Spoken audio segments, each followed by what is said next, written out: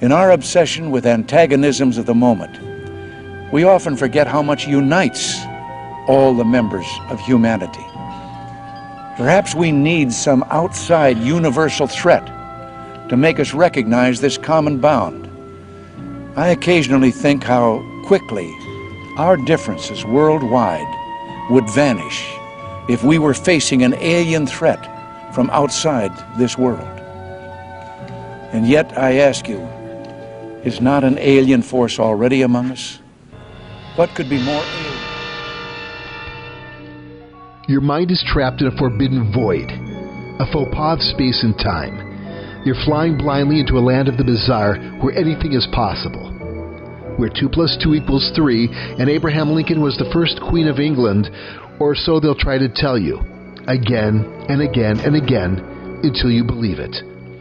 Suffice to say, things aren't what you think they are. Paradigms are changing rapidly. Amidst the self-inflicted drama we allow the architects of fear to burden us with, including the attempt to control our every thought and action. UFO sightings have been on an increase as they fly in our skies with relative impunity. We can't cancel them by turning off the TV or deleting a damn app, as we can the soulless forces that desire to control us. But the architects of fear have been exposed, caught in their own lies and intellectual dishonesty, and now it's time to believe what they have told you for decades was unbelievable.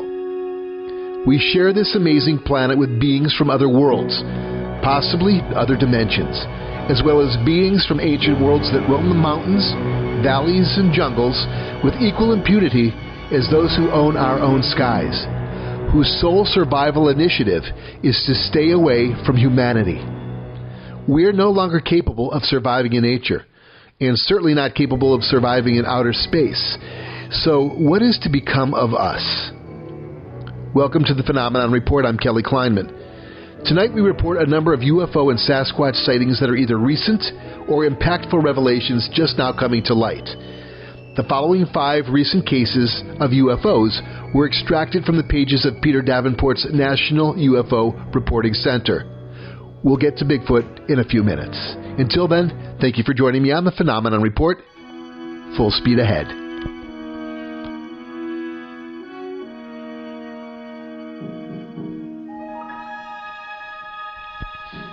I was the captain of a major airliner on November 13th, operating from Charlotte, North Carolina to Harrisburg, Pennsylvania. That flight departed the gate in CLT at 2017 local time. After takeoff, while climbing through an altitude of roughly 15,000 feet headed north, I saw an object out of the corner of my eye that then moved with very significant relative speed from the top of my field of view to, at, or below my perceived nighttime horizon, nearly vertically down with slight movement from left to right. It was moving at a speed consistent with a meteor, but white with no tail, and at roughly the horizon, it instantaneously stopped with no deceleration and changed direction, with no curvature of turn to the north or northeast, roughly a few degrees right of our course. It disappeared away from our aircraft to the north in a fraction, maybe a quarter of the time it took to move from the top of my field of view to nearly the bottom. With regard to our immediate interpretation of and reaction to the event, as well as my current opinion regarding it, I was immediately puzzled by what I saw. I said to my first officer, "Did you see that?" His response was, "Yeah, I saw that." I said, "That was not a meteor," and he echoed that sentiment and said something to the effect of, "It turned." I then said, "That wasn't a plane either," and my first officer agreed. We bounced ideas off each other for a few moments, but airplanes accelerate and decelerate, and when they turn, the turn is accomplished with curvature. They also have more lights than just bright white. The object moved across our entire field of view with great speed, instantaneously stopped with no deceleration, and shot off to the north as if from a cannon. The angular change in direction was almost like a pinball bouncing off of the bumper of a pinball machine, but with maybe the slightest pause as it made contact. It was not an airplane. We also discussed meteors, to include that we had both seen many meteors from an aircraft throughout thousands of hours of our flight time. The confident consensus was that this object had not been a meteor for several reasons. After ruling out a few possibilities, it became clear that this object did not behave like anything either of us had ever seen while in flight. It showed no signs of being affected by an apparent enormous speed through our atmosphere, and it stopped and changed direction with seemingly no obedience to the Newtonian physics that we have such significant intuition for. Nothing I've seen, including fighter jets, change direction that sharply or move at that speed. We asked ATC, I believe it was Atlanta or Washington Center, if they had picked up the object rapidly descending in front of us. They mentioned an aircraft still above us, slowly descending to another altitude, but that was clearly not related to what we saw. December 16, 2020. A cloud UFO releases an object near Prosser, Washington. I was with my wife driving from Kennewick to Seattle. We were having a conversation about a movie we watched the night before. While I looked over to her, I saw an object that was being covered by a cloud. I have never seen a cloud that big and that close to the ground. I pointed it out to my wife, and she initially only noticed the cloud. She didn't think much of it because she's seen a single cloud like that before. We looked again, and a black funnel came from the back end of the cloud. It looked like a tornado or something that was headed towards the ground. But in the funnel, an object came from within it, like it was hiding. It reminded me of the scene from the movie War of the Worlds, when the aliens traveled through the lightning. The object looked like an aircraft. There wasn't an explosion or fire, and we never actually saw it hit the ground. It was too far away to see while driving away from the scene. Once the cloud released the object, the funnel returned to the cloud, and the black portion traveled in front of it, and the cloud soon disappeared. We don't know what happened to the object. Dateline, Bend, Oregon, 12/8/2020. Duration of encounter 6 to 7 hours. We are missing 5 to 7 hours of time, and my foot is now injured. And the bruises are all healed from acute pancreatitis. Last night, Brandon and I finished playing a game of chess, and we're going to the store. We got dressed and left at what I thought was 11 p.m. We drove down the hill, and when we got to the store, it was already closed. We were a little taken aback because it was supposed to be open. We elected to go to the gas station for some beer and pizza instead. We went inside. The attendant said, "Good morning. What are you guys doing here so early?" We were both like, okay. We went to grab a six-pack of beer, but the doors were all locked. And Brian says, "What's up? Why are these doors locked?" The attendant said that it's 6 o'clock in the morning. Scratched our heads, got a pizza, and went back up the hill. We are completely baffled. Where did 7 hours go? We went to bed and literally slept until 6 a.m. the next day, which is today. I woke up to go to the bathroom and I about fell down in pain. It feels like I have a broken foot. I didn't injure myself. It's just I'm in a ton of pain and I can't walk on it. I have this huge feeling of anxiety. My hubby, who is a scientist, isn't really a believer, except for the fact that the universe is vast and probably has some life in it. Well, we can't remember where 7 hours went. I don't have any recollection of being abducted or anything like that, but for the two of us to have experienced this is just mind-blowing and completely confusing. It should be Monday, but it's Tuesday. We went to the store Sunday night. It should be Monday. Can anybody point me in a direction that I might be able to learn from what happened to us? I've researched a little, and it seems like it's a phenomenon of alien abduction. Location: Castle Rock, Colorado, 12/30/2020. It was a silent spherical orb of a dark color or transparently distorting the clouds behind it. Was it a cloaked UFO? A Romulan bird of prey? As I was observing what appeared to be 3 red flares dissipating in the distant night sky, a blur caught my attention. It appeared to be, at first, a small flock of birds lit by the city glow. It was too perfectly spherical to be anything flying naturally. As it silently crossed the sky above, I ran into the yard to get a better view. It reminded me of the old Windows 98 screensaver, the one with the rolling ball that distorted the desktop beneath. It was as though the flying sphere was distorting the hazy clouds behind it. I can't explain it in a way that makes sense because what I was seeing still doesn't make sense to me. It silently blurred across the entire sky in under 10 seconds and disappeared just as quickly as it appeared. Whether or not the supposed flares have anything to do with it is not clear. Location: Glendale, Arizona. Shape: disc covered. Duration of time: 30 to 60 seconds. On 1/18/21 at approximately 23:15 hours in Glendale, Arizona, I was driving home from work when I noticed a large object hovering in front of me toward the west, maybe near Bell Road at the 101. The object was a few miles away, but I could see distinctly the outline of the object because the sky behind it was much darker, whereas the UFO was more grayish looking. It was moving around in no particular pattern, but it seemed to be more relatively slow as it was hovering. I continued to stare at it for about 15 seconds. During this time, it did not have any lights on at all. All I could see was the shape of the object, which was exactly like what all the stereotypical drawings of what a flying saucer looks like. It was like a disc shape at the bottom, and then a rounded ball shape towards the top. I know it sounds crazy, and I'm not usually the kind of conspiracy theorist that would report something like this. I don't do drugs and I don't drink. I work in law enforcement. It was completely sober when I saw this, so it was no. A hallucination? No way.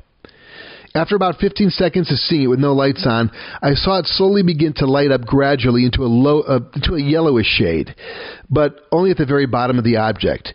At first I told myself maybe it was just the moon, as it took kind of a crescent shape from my perspective. However, the moon was in a completely different area of the sky, and the crescent shape of the moon should have been facing another way if that was the case. I kept staring at it. The light was too big to be any kind of plane or helicopter. Maybe 15 more seconds went by and I watched the light slowly fade and dim. Not like an object had been flying away or anything like that. More like someone had turned off the light and it slowly faded out. After the light turned off, I was no longer able to see the outline of the object like I could before the light had come on. I think whatever it was turned off its light first and then decided to take off very quickly. And now compliments to the Phenomenon Report. Here are 5 interesting Sasquatch sightings, some recent, and a couple spotlighted because they were impactful, as is this one from Greg B. Greg B. writes, I had one encounter, face-to-face, probably 15 feet. I struggle to this day to put into words how it affected me. I was with my wife, and I consider one of my duties as a husband to protect her. No, I'm not a male chauvinist, just how I was taught, and if you disagree, well, then that's a discussion for another day. I digress. The second I saw this, whatever it is, I was scared unlike I've ever been scared, like instantly. Not because of any aggressive action on his part. I was terrified because I knew there was absolutely nothing I could do if he attacked, which has led me to believe they are not bloodthirsty serial killers. I would imagine that just like us, there are Ted Bundy Sasquatch out there, and God help you if you're unlucky enough to cross paths with one. Awesome is a word that is so overused, but it is perfect to describe what I was in the presence of. We are alive today because he allowed it. Wow. That's a very humbling thought. To those who go and search for Bigfoot, be careful what you wish for, and pray you don't happen across a Ted Bundy type who doesn't let you leave. Believe me, I know you survive an encounter because they allow you to. 4 friends were headed to their home on Highway 6 just south of Silverton, British Columbia on the fateful evening of December 25, 2020, when the people in the front of the vehicle saw what looked like a huge, man-like figure on the side of the road. I didn't see the creature myself. I saw the prints, says Erica Spink D'Souza, who was in the back seat. But the person on the front seat cried out, "Oh my gosh, look at that." They said it looked like a huge grizzly or it was a large man standing up. But before Spink D'Souza could catch a glimpse, the figure turned, went on all 4s, and headed deep into the bush.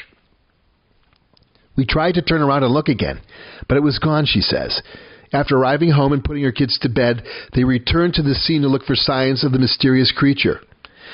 We saw all these different tracks, and then we saw these tracks that were really alarming, she recalls. They were bipedal tracks in a straight line into the woods. I got a little spooked. It was alarming to see such big prints, but there were no bear tracks. Spink D'Souza and the others examined and photographed the tracks, and then she filed a report with a Bigfoot organization online. Spink D'Souza, who just recently moved to the area, says she's never had something like that happen to her before, though she's heard weird animal sounds, howling in the bush around her new home. She says locals she's spoken to have generally accepted her claim. Well, it's the Kootenays, she says, laughing. I tell them what happened, and they start telling me their Bigfoot stories. Currently, this case is still unresolved, and whatever they saw is still doing its thing, deep in the bush of British Columbia. Dateline December 2020, Okaloosa County near Crestview. My husband and I were sitting in the woods hunting in northern Florida, about an hour from Alabama. We were sitting in the brush and heard a loud crunch. Thinking it was a big buck, when my husband and I turned to look about 80 yards out, we see a massive human-like figure that was covered in medium longish brown hair, looking from behind a large oak tree at the end of a bottom, towards the entrance of a branch head. About 30 minutes later, we heard another loud crunch, and right behind a pine tree we looked at another 80 yards out, headed towards the bottom. We see the same large hairy human figure turning and heading deeper into the creek bottom. This case is still unresolved. Dateline 1/9/2021, Collierstown, Virginia. I live about 3 miles west of Collierstown, Virginia, in the heart of the Appalachians. Around 7 p.m. yesterday evening, I went out on my porch to listen to coyotes, which I hear some nights. And about a minute after the coyotes stopped, I hear a very high-pitched wail or moan that was in 3 intervals, each with higher-pitched succession coming from the next mountain ridge to my east. The tone and duration of the wail or moan was unlike anything I have ever heard and sounded out of place. It did not sound like normal coyote sounds. It was very strange and made the hair on my arm stand up. I live in a very remote region of the Appalachians, about 15 miles southwest of Lexington, Virginia. I'm an avid outdoorsman and an expert with most animal sounds in the region. I could not identify the sound. Well, that's about all we have time for tonight. I'm Kelly Kleiman for the Phenomenon Report. If you've had a strange experience, encounter, something's happened to you that defies explanation and would like to share it with us, certainly feel free to email me at phenomenonreport@gmail.com. phenomenonreport@gmail.com. Meanwhile, feel free to like, share, subscribe for sure, and comment. Have a great evening.